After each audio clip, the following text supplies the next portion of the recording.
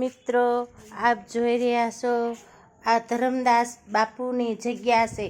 ધરમદાસ બાપુ એટલે આપણે કહીએ કે તેની જગ્યા કઈ છે, તો આપણે જોઈએ કે ધરમદાસ બાપુની જગ્યા આ ધારેશ્વરી ખોડિયાર માનું મંદિર ધરમદાસ બાપુએ બનાવેલું છે।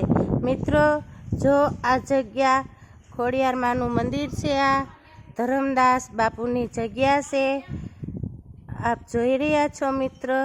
આ સામે કાળ ભૈરવ દાદાનું મંદિર છે।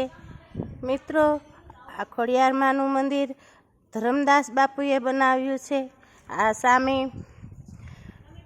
હનુમાન દાદાનું મંદિર છે। કેટલી સરસ જગ્યા બનાવી છે। ધરમદાસ બાપુ તો અત્યારે નથી રહ્યા, તે દેવદય થઈ ગયા છે। તેમનો ભંડારો હમણાં 26 તારીખે કર્યો હતો, તે તમે વિડીયામાં જોયો છે। મિત્રો ધારેશ્વરી ખોડિયાર માનું મંદિર ધરમદાસ બાપુએ બાંધ્યું છે, તે આપણે આગળ વિડીયો ઉતારીશું, એમાં જઈશું।